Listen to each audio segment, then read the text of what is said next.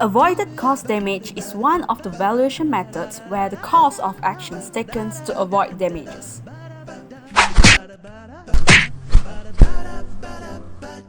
As a measure of the benefits provided by an ecosystem. This is employed in various fields to assess the financial and environmental benefits associated with preventing or mitigating potential damages. Oh no! First blood! Double kill! Victory! This approach focuses on estimating the costs that would be incurred if certain negative outcomes were to occur, and then quantifying the avoided costs through preventive measures. Huh?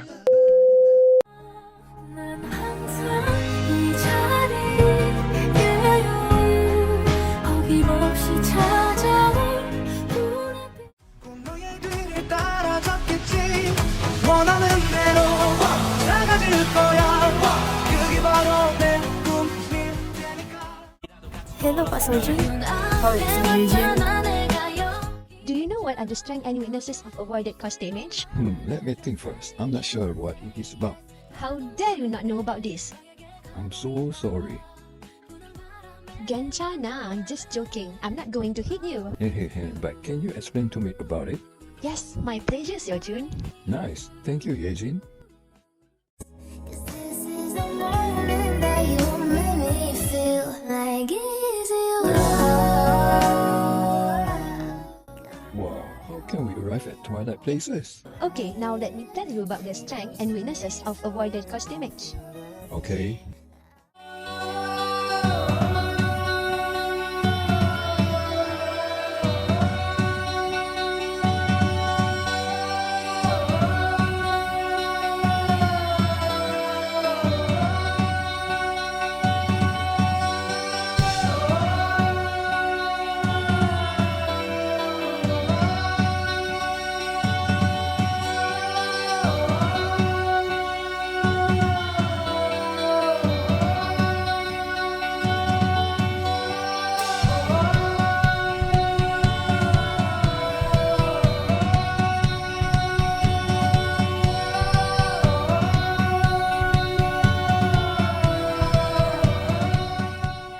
Yay, now you know about it already. Yay, thank you.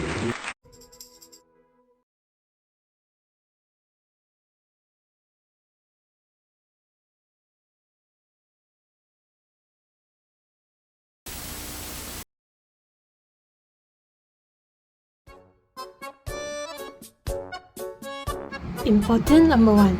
The avoided cost damage method is important in assessing damages in various contexts, such as environmental litigation or breach of contract cases.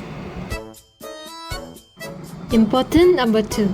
This method calculates damage based on the costs that were avoided due to the harmful action or breach, providing a pragmatic approach. Important number 3. It helps quantify the economic impact by considering what expenses that injured party has avoided or will incur less of because of the harmful event. Important number 4. This method is often used when direct measurement of damages is challenging, providing a reasonable estimate that reflects the economic reality of the situation. A few moments later.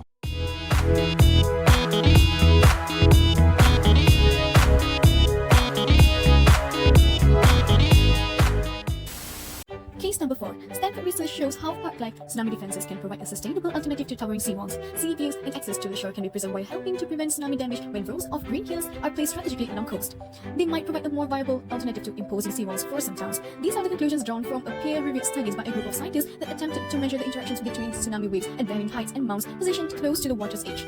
Massive seawalls are the standard method for reducing the risk of tsunami. Since the tsunami waves in March 2011 destroyed seawalls and devastated coastal villages across eastern Japan, for instance, has constructed hundreds of miles of concrete walls reaching heights of more than 40 feet in certain areas at an expense of more than $12 billion.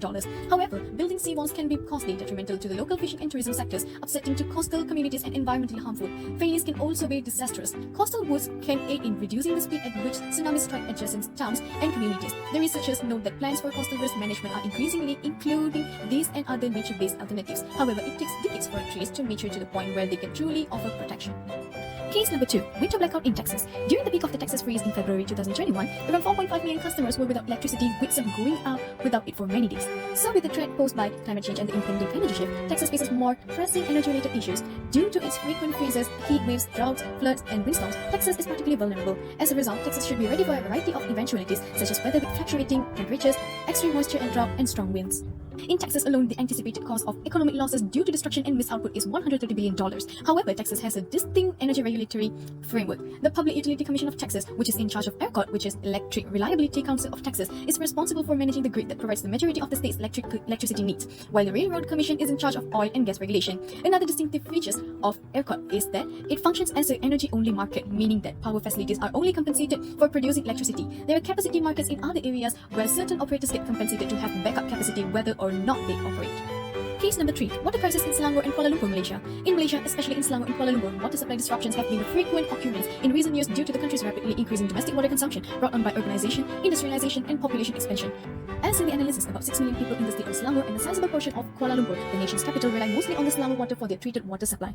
This caused property risk in certain districts of the states. The estimated total value of residential property at risk in 2020 due to water interruption is 414,329 million ringgit. The highest value of residential property at risk is found in Kuala Lumpur, which is 271,433 million ringgit, followed by Petaling, 101,232 million ringgit, Klang, 30,594 million ringgit, Hulu Langat, 5,492 million ringgit, Gombak, 3,046 million ringgit, Kuala Selangor, 1,176 million ringgit, Kuala Langat, 1,114 million ringgit, and Sepang, 241 million ringgit. Law and policy modifications, more corporate governance, reasonable water tariffs, and alternative water management technologies are among the recommendations. Soil erosion in Korea.